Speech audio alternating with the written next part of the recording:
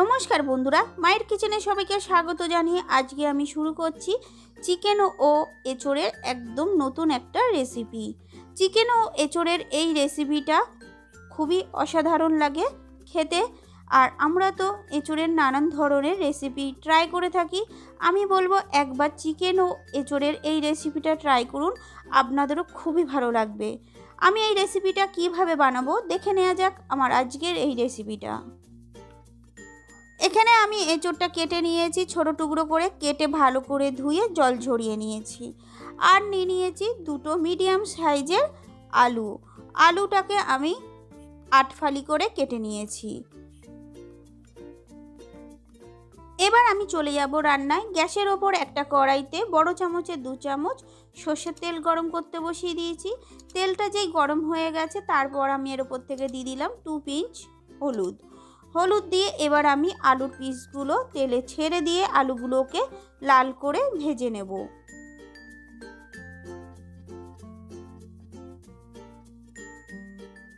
এখানে আমার আলুগুলো ভাজা হয়ে গেছে। এবার তেল থেকে ছেঁকে আলুগুলোকে তুলে নেব। ওই তেলের মধ্যেই দিয়ে দেবো কেটে নেওয়া এঁচোড়গুলোকেও হালকা লাল করে ভেজে নেব। এখানে আমি আলু ও এঁচোড়টা সেদ্ধ করে নিলাম না। সেদ্ধ করে নিলে এঁচোড়ের যে পুষ্টিটা আছে সেটা নষ্ট হয়ে যায়, আর এঁচোড়টা খেতেও ভালো লাগে না। এই জন্য আমি এঁচোড় ও আলুটা সেদ্ধ করে নিলাম না। প্রথমে আমি আলু ও এঁচোড়টা ভেজে নিচ্ছি। এখানে এঁচোড়টা আমার ভাজা হয়ে গেছে, তেল থেকে ছেঁকে তুলে নিলাম। এবার আমি ওই কড়াইতে দিয়ে দিলাম আরও বড় চামচের 3 চামচ সর্ষের তেল। তেলটা যেই গরম হয়ে যাবে এর ওপর থেকে দিয়ে দিলাম ছোট চামচের 1 চামচ গোটা জিরে, 2টো তেজপাতা, আর অল্প পরিমাণে দিয়ে দেবো জায়ফল ও জায়ত্রীর টুকরো। তারপর এর ওপর থেকে দিয়ে দেবো কিছু গোটা গরম মশলা, 2টো দারচিনি, একটা বড় এলাচ, 4টে লবঙ্গ, 8-10টা দিয়ে দিলাম গোলমরিচ ও 5টা এলাচ। তেলের মধ্যে দিয়ে কয়েক সেকেন্ড গোটা গরম মশলাটা ভেজে নেব।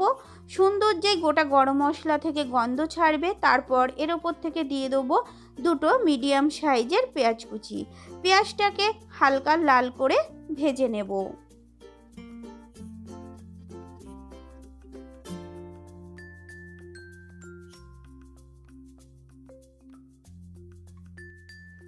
পেঁয়াজটা এখানে আমার ভাজা হয়ে গেছে, পেঁয়াজের কালারটাও চেঞ্জ হয়ে গেছে। এবার আমি এর ওপর থেকে দিয়ে দেবো ছোট চামচের 2 চামচ করে রসুন বাটা ও আদা বাটা। রসুন ও আদাটা পেঁয়াজের সাথে ভালো করে মিশিয়ে দিয়ে আদা ও রসুনটাকেও ভেজে নেব, আদা ও রসুনের কাঁচা গন্ধটা না যাওয়া পর্যন্ত।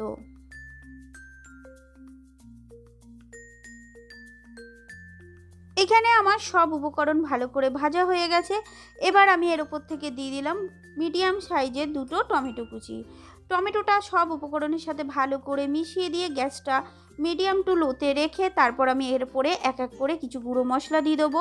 প্রথমে দিয়ে দিলাম স্বাদ মতো লবণ, ছোট চামচের 1 চামচ করে দিয়ে দেবো হলুদ গুঁড়ো, তারপর দিয়ে দেবো জিরের গুঁড়ো ও ধনের গুঁড়ো, আর দিয়ে দেবো 1/3 চামচ ঝাল লঙ্কার গুঁড়ো, আর ছোট চামচের 1 চামচ কাশ্মীরি লঙ্কার গুঁড়ো, আর ছোট চামচের 2 চামচ চিনি। তারপর সব মশলা ভালো করে মিশিয়ে দিয়ে মশলাটা 2 মিনিটের জন্য কষিয়ে নেব।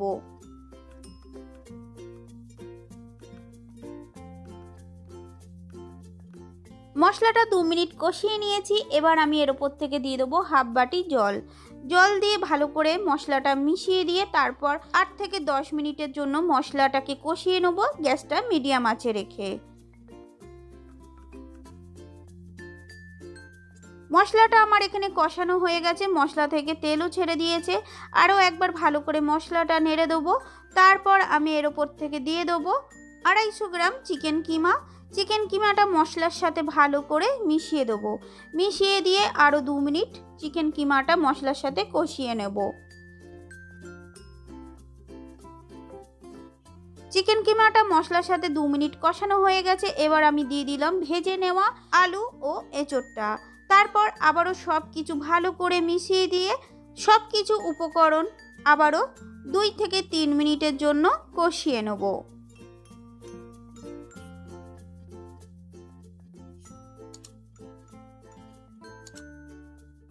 এখানে আমার সব উপকরণ ভালো করে কষিয়ে নিয়েছি, আরও একবার ভালো করে নেড়ে দিচ্ছি। এবার আমি সব উপকরণ প্রেসার কুকারে দিয়ে 2 থেকে 3টে সিটি মেরে চিকেন, এঁচোড় ও আলু সেদ্ধ করে নেব প্রেসার কুকারে দিয়ে। এইভাবে এঁচোড়ের তরকারি রান্না করলে খেতেও সুন্দর লাগে আর এঁচোড়ের রান্নাটাও কিন্তু তাড়াতাড়ি হয়ে যায়। তরকারিটা প্রেসার কুকারে দেওয়ার পর আমি এর উপর থেকে দিয়ে দিলাম ছোটো চামচের 1 চামচ মিট মশলা ও 1/3 চামচ দিয়ে দিলাম গরম মশলা পাউডার। তারপর সব কিছু আবারও ভালো করে মিশিয়ে দিয়ে ঢাকা দিয়ে 2 থেকে 3টে সিটি মেরে সব কিছু ভালো করে সেদ্ধ করে নেব। তারপর আমি আপনাদেরকে দেখাচ্ছি কতটা সুন্দর হয়েছে চিকেন ও এঁচোড়ের এই তরকারিটা। এখানে আমার রান্নাটা হয়ে গেছে আর প্রেসার কুকারের ভাপটাও বেরিয়ে গেছে। এবার আমি আপনাদেরকে খুলে দেখাচ্ছি ঢাকনাটা। দেখুন কতটা সুন্দর কালার এসেছে এই এঁচোড়ের তরকারিটার। দেখেই মনে হচ্ছে যেন মটন। খেতে কিন্তু আপনাদের এই এঁচোড়ের তরকারিটা লাগবে মটনের মতো। খুবই সুন্দর লাগে এঁচোড় ও চিকেনের এই রেসিপিটা। আমি এবার একটা পাত্রে আপনাদেরকে নামিয়ে পরিবেশন করে দেখাচ্ছি। আমি যেভাবে বানালাম আপনারাও ঠিক এইভাবে বানান, আপনাদেরও পারফেক্ট এই এঁচোড় ও চিকেনের রেসিপিটা হবে। আমার রেসিপিটা ভালো লাগলে অবশ্যই একটা লাইক করবেন আর আমার ভিডিওটা আপনাদের বন্ধু আত্মীয় স্বজনদের সাথে শেয়ার করবেন। আর আমার চ্যানেলের নতুন বন্ধুদের সাবস্ক্রাইব করার অনুরোধ রইল। সাবস্ক্রাইবের পাশে থাকা বেল বাটনটা অবশ্যই প্রেস করবেন। আমি যখনই নতুন কোনো ভিডিও আপলোড দেবো সহজেই নোটিফিকেশানটা পেয়ে যাবেন। সুস্থ থাকবেন, ভালো থাকবেন, নমস্কার।